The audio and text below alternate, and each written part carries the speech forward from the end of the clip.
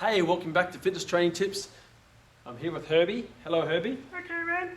And we're going to look at applying some of the great stuff that we learned from last session. We looked at the X-ray vision goggles and looking at the body from the inside out rather than the outside in, and looking at what an exercise is doing to the joints, doing to the cartilage, doing to the ligaments, doing to the tendons around that joint.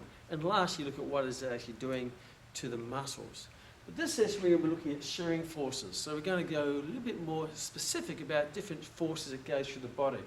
Now, a shearing force is a force that goes across. It's a force that goes across. So I want you to imagine the top hand's sandpaper, the bottom hand's wood. If I do this, the sandpaper is going to wear out or degenerate the surface that it's going across. So that's what we call a shearing force, where forces go across a joint.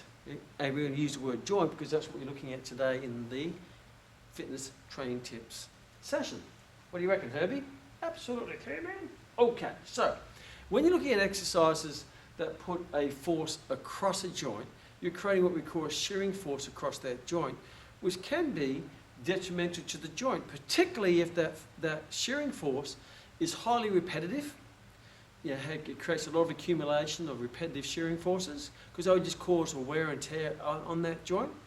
Whether that's using momentum or acceleration, that increases the shearing force across the joint, and whether it's loaded. So if you heavily load a movement, that's also going to increase the shearing force across the joint. So momentum, load, and repetition are the things to be very much aware of. So a shearing force would be, let me go through shearing forces across joints. If I got a dumbbell, I happen to have one here, and if I'm even doing a bicep curl, that's creating a bit of a shearing force across my elbow joint because the force goes across the joint. Unlike if I'm doing a row or a push, it's going through the joint, where the force is going perpendicular across that joint. It's going to increase stress across the joint or create a shearing force. So front raises are shearing forces, side raises are shearing forces, back extensions is a shearing force across the lower back, lat raises shearing forces across the shoulder, curls is a shearing force across the elbow, knee extensions is a shearing force across the knee. So particularly if you load them up with a heavy load, that's going to increase that shearing effect across the joints. So be very, very careful when you do exercises that create shearing forces, and really you have to start to question, why would I put a shearing force across a joint?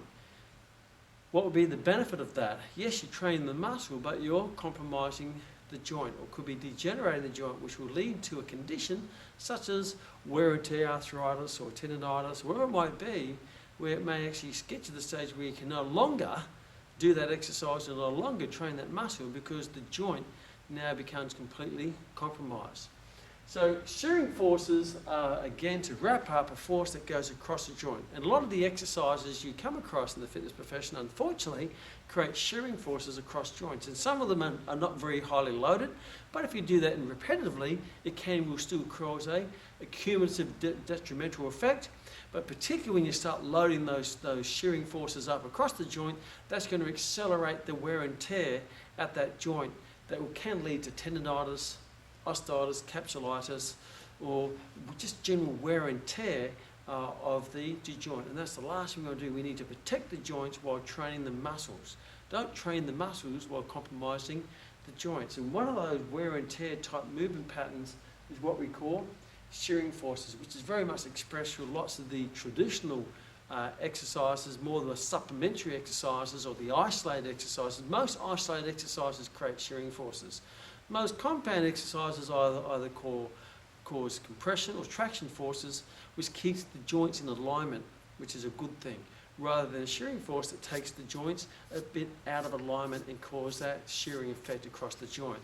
So remove shearing force exercises out of your training program to keep your joints nice and safe and healthy. So healthy joints leads to a healthy, active life. See you in the next fitness training tips.